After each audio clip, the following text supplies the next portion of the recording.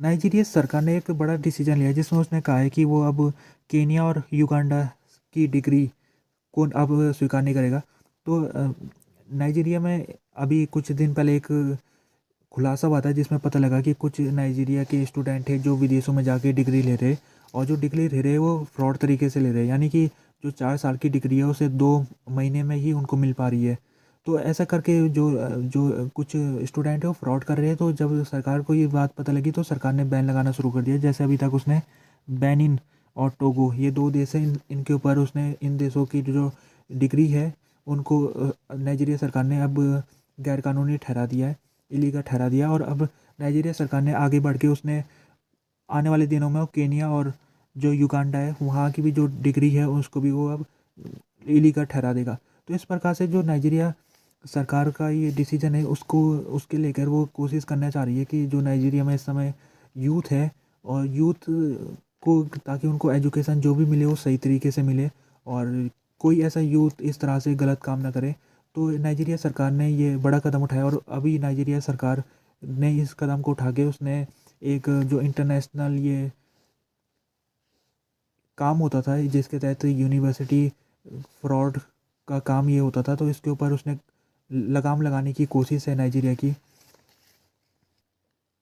अभी सोमालिया और इथोपिया के बीच में संबंध बिगड़ने शुरू हो गए थे। तो जो इथोपिया है उसने जो सोमालीलैंड है, जो कि माना जाता है कि सोमालिया का हिस्सा है, लेकिन सोमालिया लैंड कहता है कि हम आज़ाद देश है। 1991 में उसने अपनी इंडिपेंडेंस घोषित कर ली थी। हालांकि उसको कोई इंडिपेंडेंट देश अभी तक कोई यूएन का कोई भी मेंबर उसको नहीं मानता है, चाहे वो अमेरिका हो, यूरोप हो, इंडिया हो, चाइना, कोई सोमाली लैंड को अभी तक स्वीकार नहीं करता है। तो सोमाली लैंड केवल अपने आप को इंडिपेंडेंट घोषित मानता है वो, और उसको कोशिश उसकी रहती है कि किसी प्रकार से जो देशों को स्वीकार किया जाए कि उसको रिकॉग्नाइज़ करने के लिए। तो इथोपिया ने पिछले कुछ दिनों में उसने सोमालीलैंड को स्वीकार कर लिया था। तो इथोपिया पहला देश था जिसने सोमालीलैंड को स्वीकार किया।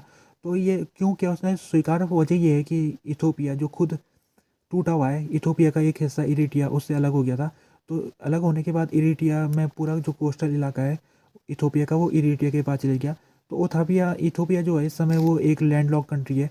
तो इथोपिया को इस समय एक कोस्ट इलाके की ज़रूरत है ताकि वो अपने जो सामान है उसको समुद्र के रास्ते से दूसरी जगह भेज सके। तो उसने ये डील की है सोमालीलैंड के साथ, और इसके तहत जो सोमालीलैंड है उसको सोमालीलैंड अपना कोई कोस्टल इलाका उसके काम के लिए वो यूज़ करने की परमिशन दे देगा। लेकिन इथोपिया को भी अब सोमालीलैंड को रिकॉग्नाइज़ करना पड़ेगा इसके बदले में। तो इस प्रकार से जो डील हुई है उसके तहत इथोपिया ने सोमालीलैंड को जब स्वीकार कर लिया था तो उसके बाद एक बहुत ही ज़्यादा विवाद शुरू हो गया था, क्योंकि ये सोमालीलैंड को अभी तक पहला देश है इथोपिया जिसने स्वीकार किया।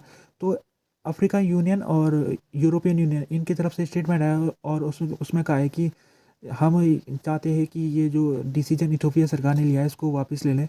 उनका कहना ये है क्योंकि ये जो सोमालीलैंड है ये इसको अभी जो इंटरनेशनली है उस तरीके से किसी ने इसको रिकॉग्नाइज़ नहीं कर रखा है। तो हमारा मानना ये है कि ये जो सोमालीलैंड है ये सोमालिया का हिस्सा है। और सोमालिया सरकार की तरफ से भी स्टेटमेंट जारी हुआ है जिसमें उसने उसने इथोपिया के ऊपर आरोप लगाया कि इथोपिया ने उसकी जो सोवरेन इंटीग्रिटी है उसके ऊपर हमला किया है। तो सोमालिया और जो इथोपिया के संबंध है वो बिगड़ने शुरू हो गए। अभी जो सोमालिया सरकार ने इजिप्ट की राष्ट्रपति के साथ बातचीत की थी, तो इजिप्ट ने भी जो सोमालिया उसके पक्ष में अपना बात रखी थी। तो इस प्रकार से जो अभी ये विवाद है तो उस विवाद को लेकर ही अभी यूरोपियन यूनियन की तरफ से स्टेटमेंट आया, और उसने कहा है कि हम सभी पार्टियों से ये इस समय कहना चाहते हैं कि वो तुरंत ही यहाँ पर कोई ऐसा कदम ना उठाए जिससे जो शांति व्यवस्था उसको बिगड़ सकती है। तो उन्होंने कहा कि हम सभी पक्षों को मिल बैठ के यहाँ पर सोचना चाहिए। जो केनिया के राष्ट्रपति है रूटो, उन्होंने एक फ़ैसला लिया। फैसले में उन्होंने ये कहा है कि वो करप्ट केनियन जजेस का फ़ैसला नहीं मानेंगे। तो इनकी तरफ से जब ये स्टेटमेंट आया तो ये एक सवाल उठने लग गया कि आखिरकार करप्ट जजेस कौन है, कौन तय करेगा कि करप्ट जजेस है।